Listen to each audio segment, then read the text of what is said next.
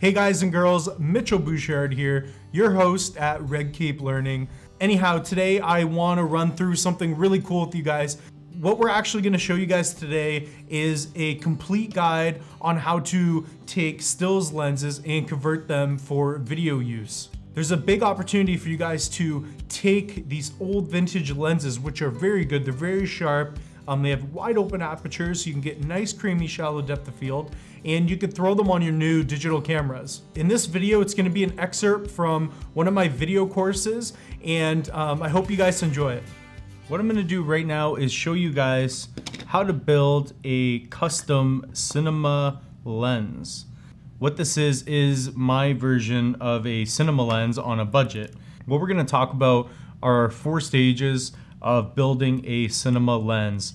And this is something that will elevate your production because it's gonna allow you to have better focusing. You're gonna have a little more consistency within your lenses as well. It's pretty groundbreaking now what you can do to achieve more of a cinematic look while utilizing budget glass. Now there are 2 things that you need to get started, and this is excluding the other 4 things that we're gonna talk about. But you need to start off with a lens. So any budget lens that you have is good. This one is kind of expensive. That's because I've been doing this for a little while and I'm pretty particular when it comes to lenses, and I'm building a pretty unique set. This is also an 85mm lens at an f2.8. This is a contact Zeiss lens. All in all, for an 85mm lens, it is a little bit cheaper than Canon.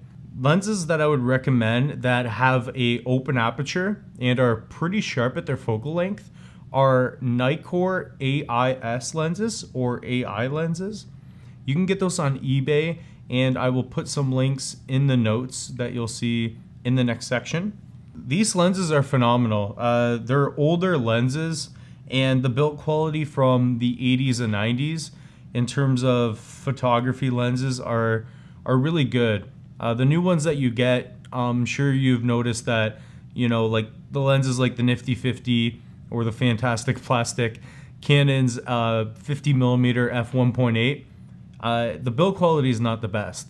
It's a good sharp lens, and I actually recommend that lens, but you can't really modify it because the focusing ring isn't as big on them. But if you get something like the older Canon prime lenses or the Nikon lenses or even the new Zeiss lenses for Sony's, you can modify lenses just like this. Yeah, make sure you have a good lens to start off with that has a decent size focal ring. And this one's pretty thick here.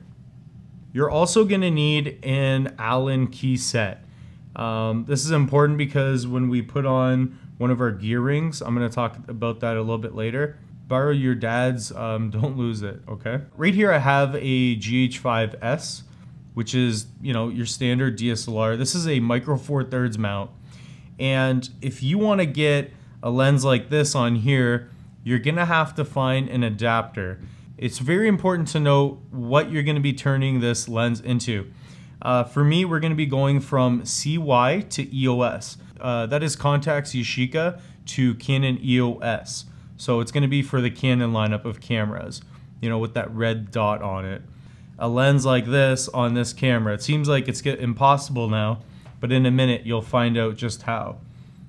So before we get into the first main step, you should familiarize yourself with different adapters. You can buy something what's called a Metabones, which will actually let in more light, and it's gonna increase the size of your sensor by utilizing different kind of glass. We're in a wicked time right now, but we'll talk about that in our advanced filmmaking course. But what this is an EOS to micro four thirds adapter, and what that's gonna allow you to do is you throw this on, turn it, it locks. So all you have to do is, like, you take it off the lens. All you have to do is put this on the camera, turn it. These are $20, by the way, so it's not bad. So now, as of right now, I can grab any Canon lens and throw this on and it'll work.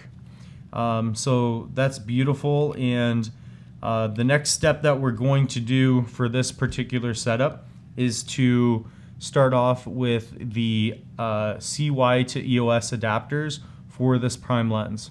So right now, as you can see right here, we've got our CY. So as you can see right here, we've got our CY to EOS adapters, and it is just incredible what we can do. Like I said, for less than $50, you can grab a lens like this and completely convert it so it works on a Canon lens. All you have to do is place this on the lens. I just kind of spin it around till it finds its little spot. It's gonna fit comfortably. So right here, that's where it falls. And then you turn it and it clicks.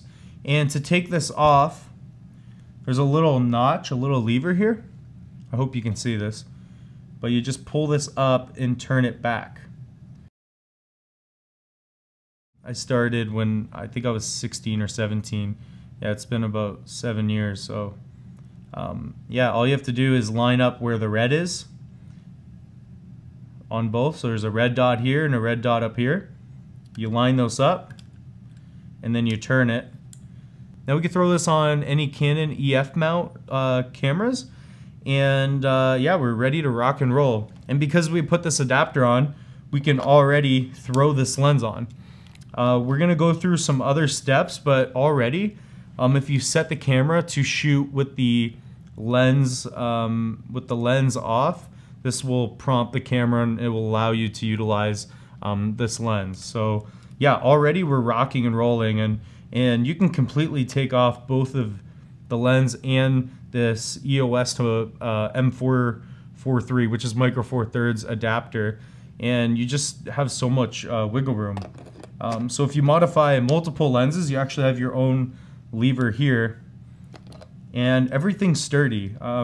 These are the cheaper versions too, so that's all I use. And right now you have old manual lenses on your new DSLR camera already. And let's talk about gear rings real quick. Now you're probably wondering, what are gear rings and why would I need it?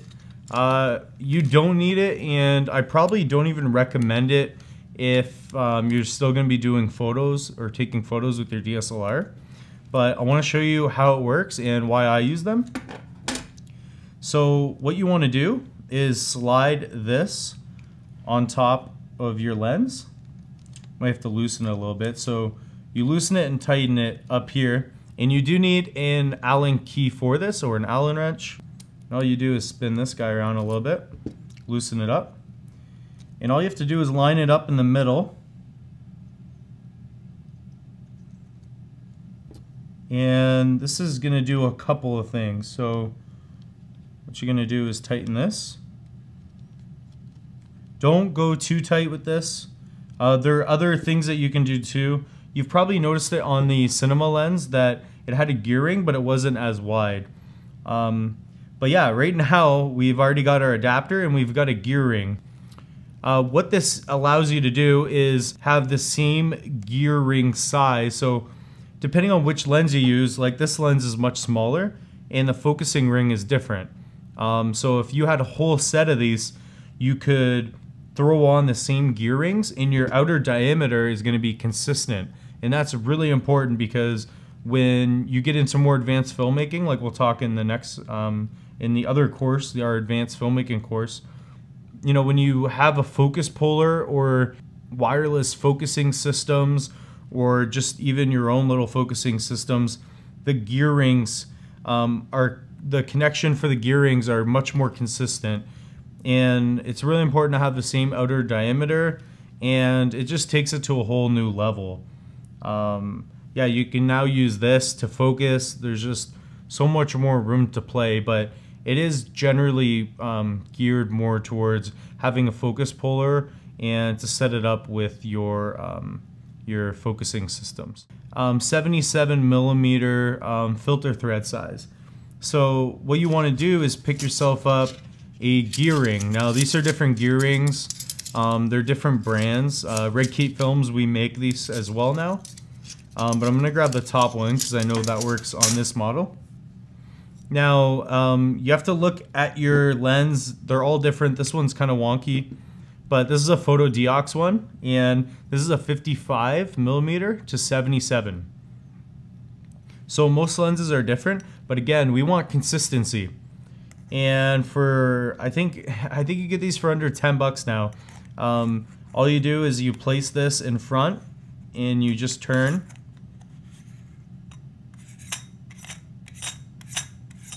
So it's just a filter thread, you turn and it's on. So again, we'll take it off.